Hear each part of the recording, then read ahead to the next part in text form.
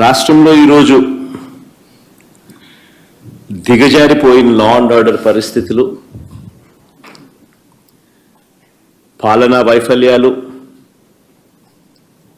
మోసాలు, అబద్ధాల మధ్య కొనసాగుతా ఉన్న చంద్రబాబు గారి పాలన. వీటి అన్నిటి నేపథ్యంలో మొన్న జూన్ 4వ తారీఖున వెన్నుపోటు దినం పేరిట ఒక పిలుపు ఇవ్వడం జరిగింది.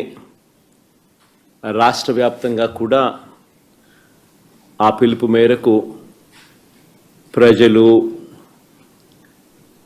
ప్రజలతో పాటు వైఎస్ఆర్సీపీకి సంబంధించిన నాయకులు, కార్యకర్తలు అందరూ కూడా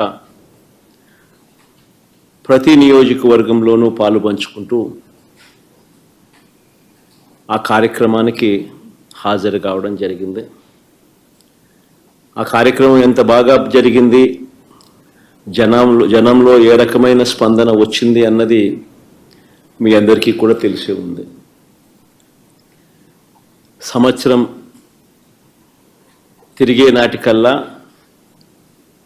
ఒక రాష్ట్ర ప్రభుత్వం ఇంత తీవ్రమైన వ్యతిరేకత ప్రజల్లో చోటు చేసుకోవడం అన్నది, ప్రజల మనసుల్లో చోటు చేసుకోవడం అన్నది బహుశా దేశ చరిత్రలోనే కూడా తక్కువైన అరుదైన పరిస్థితులేనేమో. అంత తీవ్రమైన వ్యతిరేకత చంద్రబాబు నాయుడు గారి ప్రభుత్వం మీద కనిపించిన పరిస్థితులు.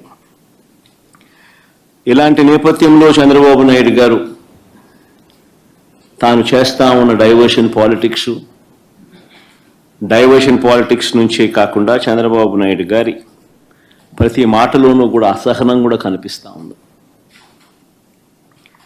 అందుకే నియంతగా తాను మారి అణిచివేత అన్న పదానికి నిజంగా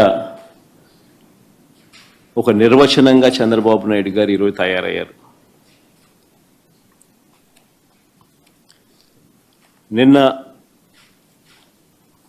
నా ప్రోగ్రాం కూడా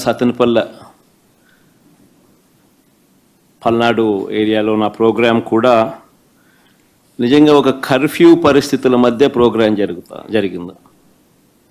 ఆశ్చర్యం కలిగించే విషయం, అసలు ప్రజలను లేదా మా పార్టీ కార్యకర్తలను పరామర్శించడం అన్నది ఒక ప్రతిపక్ష నాయకుడు చేస్తే తప్ప